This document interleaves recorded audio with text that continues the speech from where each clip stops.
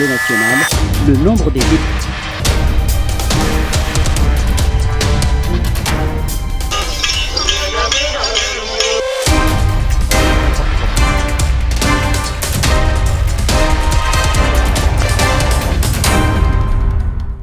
Mesdames et messieurs, bonjour, c'est un plaisir de vous retrouver sur les antennes de la RTS2 pour ce nouveau numéro de votre magazine Midi Actu. Voici le sommaire de ce lundi 4 février 2019.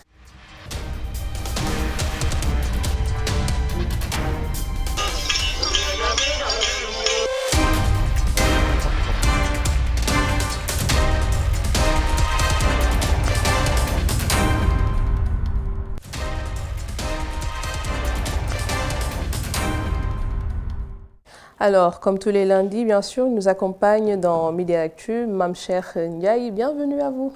Bienvenue, bonjour Léna. Et ce matin, ça va? Ça va très bien, merci. La semaine commence bien? Ça commence très bien. Alors, nous démarrons avec l'actualité côté société. Un nouvel opérateur téléphonique au Sénégal, un quatrième donc qui va venir concurrencer chez nous, Orange, Tigo et encore Expresso 75. Ce sera son indicatif suivant ce reportage.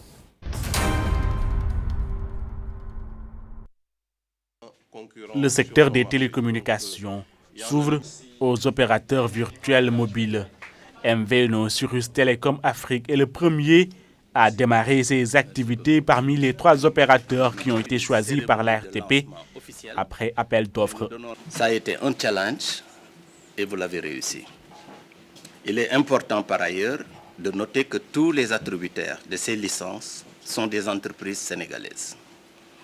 Ainsi, le gouvernement du Sénégal marque résolument son engagement à développer ce secteur stratégique avec les compétences et l'expertise locale. Ces opérateurs vont acheter des minutes de communication et des données et vont les revendre aux usagers. La RTP, en tant qu'instance de régulation, compte jouer pleinement son rôle dans ces opérations. La RTP sera amenée à passer en revue les conventions qui lieront le MVNO à l'opérateur hôte et veillera sur les ciseaux tarifaires afin que le détaillant puisse concurrencer le grossiste dans le marché de détail, avec en toile de fond des conditions de concurrence saines et loyales. Cyrus Telecom Afrique travaille avec l'opérateur Tigo et toute une gamme de services est prévue pour les usagers, l'assurance, le mobile banking et le multimédia. MVNO, oui. Nouvel opérateur qui va bientôt débarquer chez nous avec l'indicatif 75. Effectivement, oui. Je pense que c'est de l'innovation. En tout cas, c'est toujours des choses que les gens attendent, surtout dans ce domaine précis. Avoir toujours un nouvel opérateur, ça élargit le secteur en tant que tel. Tout à fait, ça élargit le secteur et ça permettra bien sûr à nous autres consommateurs de pouvoir bénéficier de plus d'offres. Effectivement. De plus de choix aussi. Voilà, quand on a plus d'offres, on a plus de choix et espérons que le prix soit compétitif comparé à ce qu'on voit assez souvent sur le marché. Tout à fait. Et nous passons à la suite de Midi Actu. Comme promis donc la semaine dernière, aujourd'hui nous nous intéressons à la communication corporate ou encore appelée communication institutionnelle, communication d'entreprise qui englobe 2 parties, la communication interne et la communication externe suivant cet élément. La communication institutionnelle peut être définie comme une communication englobante reposant sur 2 niveaux, l'interne qui concerne les actionnaires, les salariés, les dirigeants, et l'externe qui concerne les clients, fournisseurs, pouvoirs publics, médias. Elle passe par la promotion publicitaire mais ne peut se résumer à cela. Elle se joint à toutes les actions de l'organisation. Elle s'applique tant aux entreprises privées qu'aux institutions publiques. Jugée sérieuse et légitime, la communication corporate est souvent l'occasion de prôner certains messages rarement objectifs. On ne vend pas les produits directement, mais l'institution, les valeurs de l'entreprise. La communication institutionnelle se distingue de la communication commerciale puisqu'elle n'a pas le même rôle. La communication commerciale a pour but de vendre un produit. À l'inverse, la communication institutionnelle est la communication de l'entreprise. Alors, la communication institutionnelle se différencie bien sûr de la communication commerciale. Effectivement. Ce ne sont pas les mêmes objectifs pour les deux formes de communication. Effectivement. Et on comprend ça beaucoup plus quand on décide de recourir à l'avènement de la communication institutionnelle.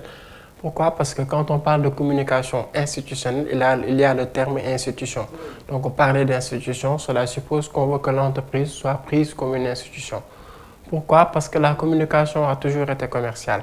Mais on s'est rendu compte presque partout dans le monde qu'à partir du début des années 1970, la crédibilité de certaines entreprises a commencé à être mise en cause avec le mouvement écologique, etc. Donc il fallait commencer à ne plus se baser uniquement sur l'aspect commercial qui consiste à vendre, mais aussi à se mettre un focus, faire focus sur les performances de l'entreprise, les valeurs plutôt de l'entreprise. Et c'est la raison pour laquelle on parle de communication institutionnelle. On veut que l'entreprise, au-delà de l'aspect commercial, puisse être considérée comme une institution. D'accord, donc les valeurs de l'entreprise d'une part, mais il me semble qu'ici dans Midi Actu, on a aussi parlé de la communication sur l'image, on a parlé d'attaché de presse, de chargé de communication, de chargé de relations publiques. Donc il me semble que tout cela est englobé dans la communication institutionnelle. Effectivement, tout ça y est et cela se ressent parfois même dans les objectifs qu'on se fixe. Parce que quand on décide de valoriser l'image de l'entreprise, on cible à la fois l'interne, c'est-à-dire les salariés, comme c'est précisé dans l'élément, et les actionnaires. L'externe aussi, cela revient au fait qu'on doit obligatoirement mettre dedans toutes les autres actions de communication qui sont d'usage. Donc, déjà dans le ciblage, cela se ressent parce qu'en général, en communication, on parle de 4 C, les citoyens, les collaborateurs, les capitaux et bien sûr les consommateurs. Donc, là, on va exclure les consommateurs dans le cadre d'une communication institutionnelle parce qu'on ne cible les consommateurs que pour une communication commerciale. D'accord. Donc, c'est ce qui fait toute la différence entre les deux. D'accord. Par rapport à la communication commerciale, on sait qu'elle utilise donc souvent ce qui est la communication à travers les médias, mais il me semble qu'ici, pour la communication institutionnelle, c'est plus hors médias. Oui, c'est beaucoup plus hors médias. Mais avec l'ère du digital, ce qui se passe, c'est que les frontières sont un peu comme effacées. Il n'y a presque plus de frontières. Parce que quand on dit qu'on utilise par exemple une stratégie hors média, je donne l'exemple de l'événementiel. Aujourd'hui, avec l'usage du digital, de Facebook, etc., des réseaux sociaux, dans le cadre de l'organisation d'un événement ou de sa promotion, on ne peut plus parler de communication carrément hors média ou carrément média. Et c'est souvent là, pour certains, le fait qu'il existe des limites dans la communication institutionnelle, mais on peut toujours remédier avec le digital. Je donne un exemple. Quand on décide de valoriser l'image d'une structure, je donne l'exemple d'une émission, par exemple, de Midi Actu. Quand on dit qu'avec Midi Actu, vous avez le meilleur de l'actualité, par exemple. On peut prendre ça comme slogan. Voilà, le meilleur de l'actualité. Cela suppose qu'à partir de là, je ne m'intéresse pas aux performances, c'est-à-dire à l'audience de l'émission, etc., mais plutôt à ce qu'elle a en termes de qualité dans son contenu. D'accord. Donc là, je vise beaucoup plus les valeurs. Maintenant, quelqu'un, par exemple, sur Internet, peut commenter une vidéo de Midi Actu, etc., dire des choses qui sont complètement en déphasage avec notre objectif de vouloir soigner le marketing d'abord autour de l'image de l'émission et la communication au profit de son public, de sa présentatrice, etc. D'accord. Donc, avec un outil comme Google Alert, on peut mettre plusieurs concepts, Midi Actu, Actu Midi, les Nassar, etc.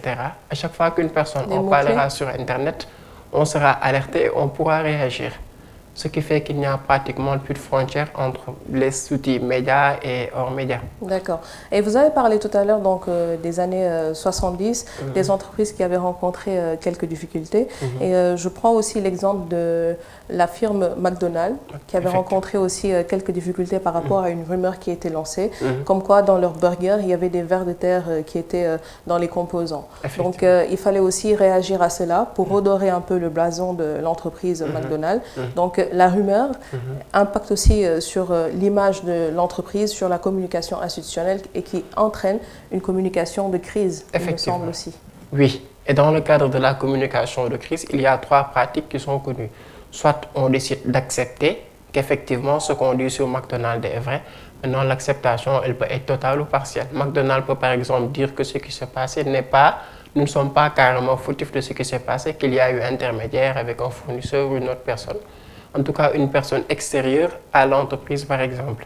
On peut aussi faire un projet parallèle, unilatéral, c'est ce qui se fait souvent, surtout dans le cadre de la politique, faire de sorte que, au-delà du fait d'être focus sur ce qui s'est réellement passé, de se concentrer sur autre chose, donc de ne même pas en parler, il y en a qui font ça. On peut aussi refuser carrément et essayer de communiquer pour montrer exactement que ce n'est vraiment pas le cas, soit parce que c'est un journaliste ou quelqu'un qui en a parlé et qui a dit des choses qui ne sont pas réellement vraies. Là, on peut intervenir en disant au journaliste soit de changer le contenu de son article ou de rédiger quelque chose en guise de réponse. D'accord. Donc, si on devait faire une simulation, un cas pratique, deux entreprises qui vendent des matériels informatiques, comment est-ce que l'une peut faire pour se différencier de l'autre par rapport à sa communication institutionnelle? Tout ça repose sur la stratégie de communication en tant que telle. Parce que d'habitude, on commence nos stratégies de communication dans la plupart des entreprises sénégalaises en se fixant des objectifs. Mais avant ça, moi, je préconise toujours un diagnostic. C'est toujours bien de commencer par faire un diagnostic, c'est-à-dire d'être focus sur l'univers concurrentiel, sur la façon dont les autres communiquent et de voir au niveau de sa structure ce qui a été fait, ce qui fonctionne, ce qui doit être amélioré, etc. Après, on se fixera des objectifs, on fera le ciblage, on en a parlé. On cherchera un message, un slogan très efficace. Tu en as également parlé avec l'élément. Et c'est à partir de là qu'on décline, qu'on choisit les actions de communication à mener. Et c'est toute la différence. C'est le fameux concept AIDA, comme le prénom sénégalais AIDA, pour différencier ce qui fait que l'on puisse faire agir l'autre. A comme attirance, I comme intérêt, D comme désir et A comme action. Donc, comment attirer l'attention de la cible, comment susciter un intérêt, comment éveiller un désir et enfin, comment faire agir en s'intéressant à l'entreprise, en achetant même le produit parfois. Et moi, j'ajouterais à ce processus AIDA la fidélisation. Effectivement, oui. La fidélisation du client, du partenaire, du fournisseur, des prescripteurs, de la presse, de tous ceux qui peuvent s'intéresser à notre structure. Et je pense que c'est l'objet même d'une communication institutionnelle. D'accord, communication institutionnelle, donc je pense que dans ce sens-là, ça concerne la partie externe, mais la partie interne aussi, on a souvent tendance à laisser ça de côté, et pourtant c'est la partie, il me semble, la plus importante dans la communication institutionnelle, parce qu'on ne parle plus en termes d'employés, mais en termes de collaborateurs. Si les personnes qui travaillent dans l'entreprise ne se sentent pas impliquées, ça peut faire vraiment une mauvaise image. Oui, parce que pour qu'il y ait cohérence, même dans les relations dans une entreprise, etc., pour qu'il y ait stabilité, il faut faire de sorte que la communication puisse être diffusée de la meilleure des façons qui soit, afin que tous puissent à chaque moment, que chacun puisse à chaque moment savoir exactement ce qui se passe, où on en est, etc. Donc c'est quelque chose de vraiment essentiel. Sinon, on risque, je donne un exemple, quand on a par exemple un attaché de presse ou un chargé de communication qui n'informe pas un matin sur ce qu'on dit sur l'entreprise dans la presse, etc., un salarié peut-être peut dans la rue ou chez lui entendre quelqu'un parler de l'entreprise dans laquelle il se trouve lui-même, et ça, c'est le comble. Tout à fait. Et nous passons à la suite de Midi Actu. Il y a 170 ans, l'esclavage était officiellement aboli dans les colonies françaises. C'était en 1848. Mais avant cela, bien sûr, une première abolition de l'esclavage avait eu lieu le 4 février 1794 et c'est l'éphéméride du jour.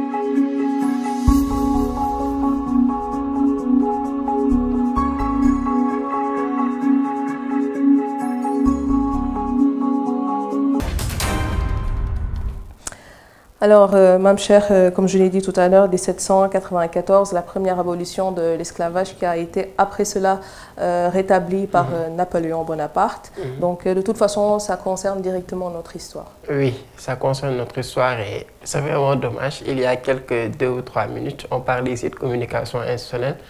On parlait de produits. Là, quand on voit que le produit, la marchandise, c'était l'être humain, c'est une erreur. Hein. Tout à fait. Et c'est quand même bien de jeter un regard parfois sur le passé. Ça permet de savoir comment vivre le présent et surtout mieux préparer l'avenir pour que certaines bavures ne puissent pas être répétées. Tout à fait d'accord. Et nous passons donc à la chronique sécurité du jour. Alors, depuis quelques années maintenant, il existe au Sénégal des agents de sécurité de proximité. Leur rôle est bien défini, même si parfois beaucoup de Sénégalais ne comprennent pas les limites donc, de ces agents de sécurité de proximité suivant cet élément. C'est le décret numéro 2013-1063 qui a permis la mise en place de l'agence d'assistance de sécurité et de proximité. L'allocation budgétaire optimale en 2017, au-delà du budget de fonctionnement, a permis de couvrir l'intégralité des pécules et salaires pour l'année de création. En 2017, toujours, l'agence comptait un effectif de presque 10 000 ASP. Ces derniers travaillent en étroite collaboration avec la police, la gendarmerie, entre autres.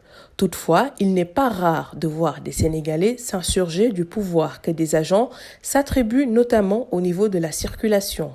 Toutefois, le Conseil de discipline a tenu 2 sessions pour statuer sur le cas de comportement d'ASP non conformes à leur statut. À ce titre, différentes sanctions ont été prises allant de la radiation à la réaffectation en passant par l'avertissement. Au total, 67 ASP ont été radiés pour manquement grave. Donc voilà, ça aussi, ça reste une préoccupation pour beaucoup de Sénégalais qui ne comprennent pas souvent, on l'a dit dans l'élément, pourquoi un ASP peut se permettre de retirer, de demander en tout cas le permis de conduire alors que c'est quelque chose qui est strictement confié à l'agent de police ou de la gendarmerie qui doit gérer la circulation. Donc il fallait quand même s'appuyer sur cela et un peu tenter d'expliquer. Voilà, moi je ne sais pas comment, peut-être avec Internet ou avec des tutoriels, etc. Ce serait quand même bien de définir, d'expliquer un peu, j'allais dire, la responsabilité de ces agents ASP pour que les gens puissent comprendre. Parfois on les voit dans la circulation, on les voit un peu partout. Un jour, j'ai entendu quelqu'un dire quelque chose de très banal. Il pense que les ASP devaient toujours être assis devant les communes, les mairies ou les écoles, etc. Pourquoi il les voit dans la circulation, sur la route, etc. Donc cela montre que il n'y a pas encore assez de communication pour que les gens comprennent vraiment le rôle qui est très crucial quand même et qui est voilà, très bien pour la sécurité de proximité. Parce que quand même, ils veillent à notre sécurité, ils travaillent de concert avec la police et la gendarmerie. Voilà. Donc ils ont quand même un rôle important pour la population, mais seulement il faudrait délimiter tout cela. Voilà, il faut délimiter ça, il faut en parler pour que les gens comprennent exactement quel est le rôle d'un agent de l'ASP, etc. Tout à fait. Nous passons, Mamcher, si vous voulez bien, à la dernière partie de Mini Actu. D'accord. Alors, dans l'article de la semaine, nous nous intéressons à la présidentielle du 24 février 2019. Nous avons donc choisi ce reportage de notre consoeur Anaïs Nyanya Mané sur la couverture médiatique de la présidentielle, suivant son reportage. Comme dans la plupart des médias sénégalais, on s'active pour une couverture sans faille de la campagne électorale pour la présidentielle du 24 février. Des reporters seront mobilisés sur l'ensemble du territoire national pour faire vivre aux auditeurs et téléspectateurs les activités des partis et coalitions de candidats en lice. Nous avons tenu un séminaire de renforcement de capacité de nos journalistes et correspondants. On leur a remis du matériel informatique, des enregistreurs qui leur permettent de travailler normalement. Je dois dire que cette TV a un bon dispositif technique. On a démarré quand même avec un bon dispositif technique, mais ce dispositif-là, il va être renforcé. Heureusement que cette année, il y a 5 candidats. Mais il faut affecter à chaque candidat un reporter, je vais même dire une équipe. Nous aurons dans toutes les régions, les capitales régionales, où nous avons des correspondants qui vont aussi faire du travail au niveau local. Là où on n'a pas des correspondants Et si ce sont des localités importantes, fortes en jeu politique, nous allons aussi envoyer là-bas des reporters qui vont quitter Dakar, aller là-bas pour tendre la campagne. La couverture de la présidentielle de 2019, ce sera aussi une première pour la 7TV et iRadio. Le 2, c'est l'ouverture, le 3, on sera sur le terrain. Je pense que peut-être qu'aujourd'hui le groupe E-Media est un groupe tout nouveau qui vient de naître, mais ceux qui l'animent ont quand même l'expérience de plus de 20 ans dans le métier. Pour cette TV, ce sera la première élection présidentielle, mais pour les responsables de cette TV, voilà, pour l'ensemble des responsables, ce sera peut-être la 4e ou la 3e élection présidentielle. Donc on s'est bien familiarisé avec le format. Les programmes de ces différentes chaînes ne seront pas en reste. Ils seront en mode campagne électorale durant ces 21 jours. Nous avons prévu quand même un programme spécial, faire également des plateaux, aussi des débats. Je veux dire aussi, voir également comment on pourra faire la campagne autrement. Il y aura des émissions que nous allons dérouler, peut-être 24 heures sur 24. Après des réunions de rédaction, de coordination, de monitoring, la presse sénégalaise est prête à descendre sur le terrain avec la logistique qui s'y est durant ces moments importants de la vie politique de notre pays. Alors, Mame Cheikh, depuis des décennies, on ne cesse de le dire, donc les médias, 4e pouvoir, considéré comme 4e pouvoir partout dans le monde. Oui. Hein. Et aujourd'hui, donc, à la veille de la présidentielle du 24 février prochain, il est important de revenir sur le rôle des médias, des journalistes, dans le traitement de l'information aussi. Oui, c'est quelque chose de très important, les concepts qui sont cités en journalisme, d'éthique, de déontologie, etc. Et dans un contexte comme celui-ci, un contexte purement politique, je pense que c'est vraiment essentiel d'être focus sur le rôle du journaliste en tant que tel, mais aussi et surtout dans le cadre de la couverture médiatique, comme c'est le cas avec cet élément.